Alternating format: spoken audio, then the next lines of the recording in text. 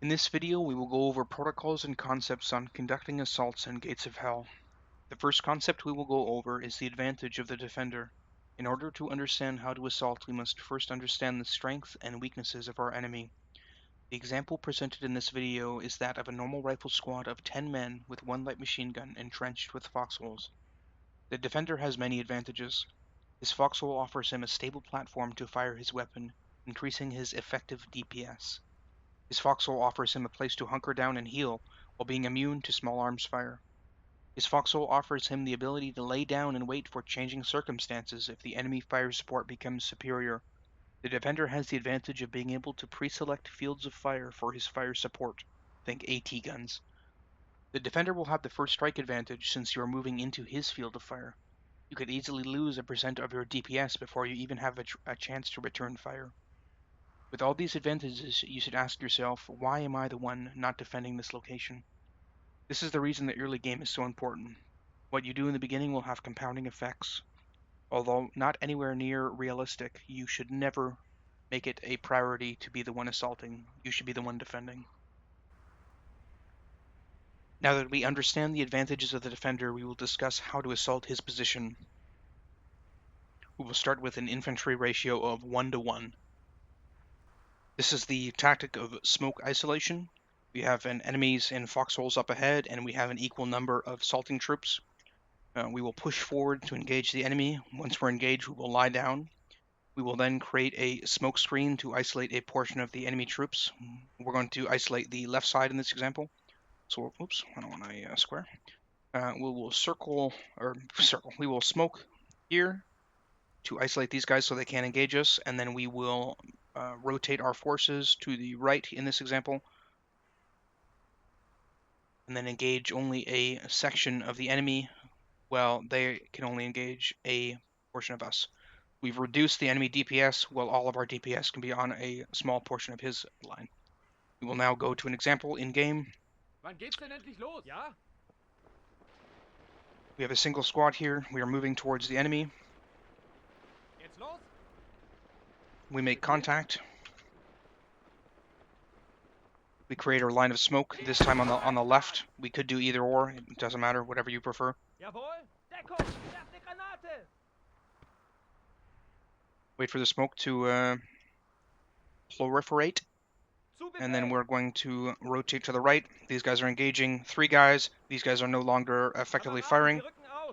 Lie down here. Okay, and now we have our entire force engaging a small section of their force. And this is how you do smoke isolation. Very important if you are going to do 1-to-1 ratio assaults, which I strongly suggest you do not do. Something has gone terribly wrong if you're doing 1-to-1 infantry assaults. It's just not smart. Even this will have a large amount of casualties, but this is a force equalizer using this tactic, and it should be combined with other tactics for more effect. Next, we'll talk about using conscripts or other cheap infantry to act as light infantry biomass to soak damage. All of the factions have doctrines that have these cheap infantry in them. They're extremely inexpensive, and we're going to use them as human shields. So we'll put them in the front line here, push them up. As soon as they get engaged, they'll lie down, and then you will simply push up your actual good troops, and they will engage the enemy as well. This will reduce your losses dramatically, both in number of troops lost and manpower, because these guys individually do not cost very much. This is an effective tactic.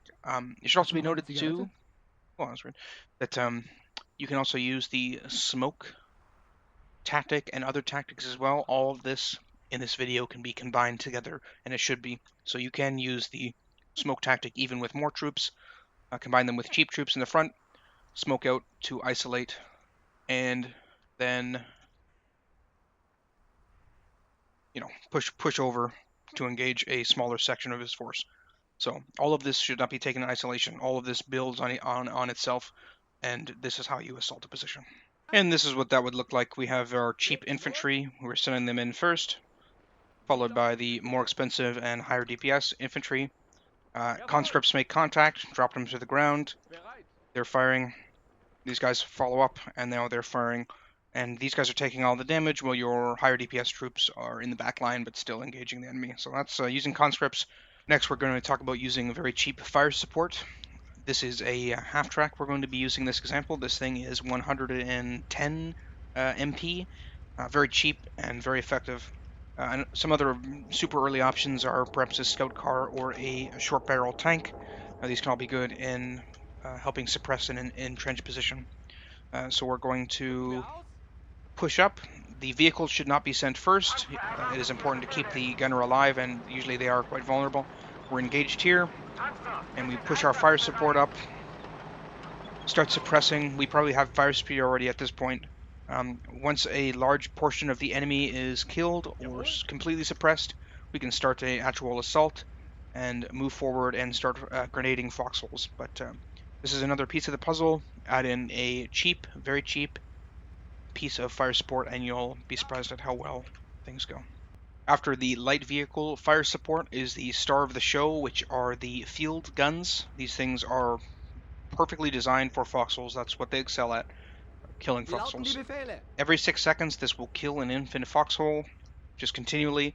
So it takes about a minute to kill 9 guys. So every minute you can wipe a squad with one of these, even if they're entrenched.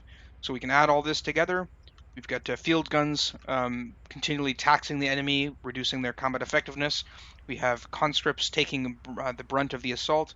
We have our main force to throw grenades in after we've closed the distance and to provide just general DPS.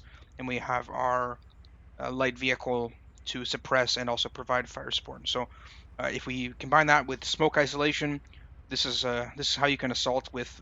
If you combine all of these you no longer are at a disadvantage. But just again, think of all of this stuff we have to do to fight an enemy that's just in a stupid hole. Why aren't you the person in this hole here?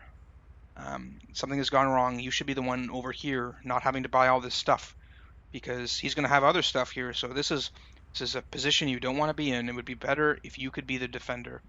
So just think about that. But this is basically the final stage. You know, all of this stuff can get better. You could have a tank here instead of a half track, but this is, you know, this is minimum